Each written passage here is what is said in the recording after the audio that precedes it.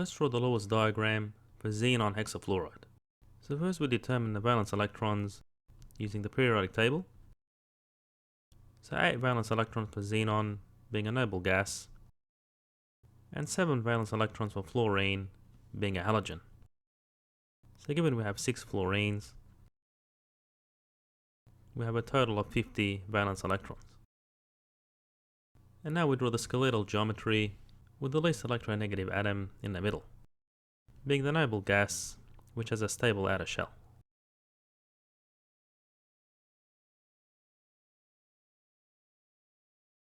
So 2 electrons are shared in each bond, so we subtract 12 electrons from our valence electrons. And now we complete the octet of the terminal atoms.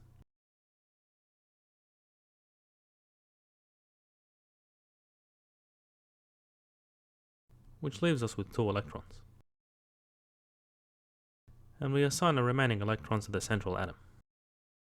So now if we determine the formal charge for each atom, which assumes that the electrons are shared equally in each bond, so just draw a circle around each atom, and then subtract the assigned electrons from the valence electrons.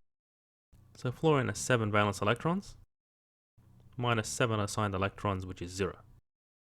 So each fluorine has a formal charge of 0. And for xenon, we have 8 valence electrons, minus 8 assigned electrons, which also gives a formal charge of 0.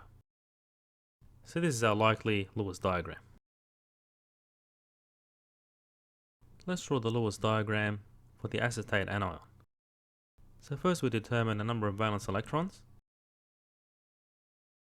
So 2 carbons have 4 each, and 3 hydrogens each have 1 valence electron, and 2 oxygens have 6 each. So that gives a total of 23 valence electrons. And because we have an anion, we'll add another electron. And now we draw the skeletal geometry with the least electronegative atom in the middle, except for hydrogen, which is normally a terminal atom. And this chemical formula tells us that we have 3 hydrogens attached to a carbon, and 2 oxygens attached to another carbon. So we have 6 bonds and 2 electrons shared per bond. And now we complete the octet of the terminal atoms. Well, hydrogen can only take 2 electrons in its valence shell. And now we can calculate the formal charge on each atom. So the hydrogens have a formal charge of 0. And now for the central carbon, that has 4 valence electrons minus 4 assigned electrons. So that also has a formal charge of 0. And the oxygens here have 6 valence electrons minus 7 assigned electrons. So they have a formal charge of minus 1. And this carbon has a formal charge of 4 valence electrons minus 3 assigned electrons, which is plus 1. So what we can do is take 2 electrons from one of the oxygens to assign a bond between oxygen and carbon. So now you can see that carbon has a formal charge of 0, and the lower oxygen has a formal charge of 0. And therefore this here is our likely Lewis diagram for our acetate anion, where the net formal charge is equal to the charge on the ion. And note that this is a resonance structure, because we could have assigned the bond from the upper oxygen also.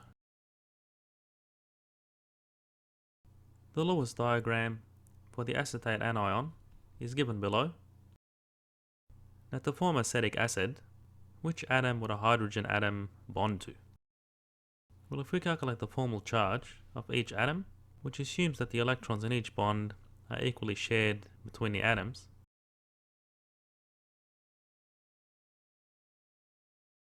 then you just subtract the number of assigned electrons from the valence electrons. So that gives a formal charge of 0 for the hydrogens, and carbon has 4 assigned electrons and 4 valence electrons, so that also has a formal charge of 0. And similarly for this carbon, you also have 4 assigned electrons and 4 valence electrons.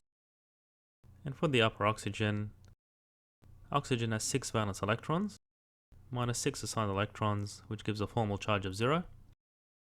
And the lower oxygen has 6 valence electrons, minus 7 assigned electrons, which gives a formal charge of minus 1.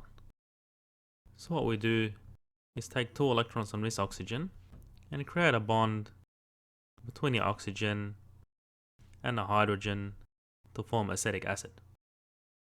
So therefore this oxygen here now has 6 assigned electrons, which gives it a formal charge of 0.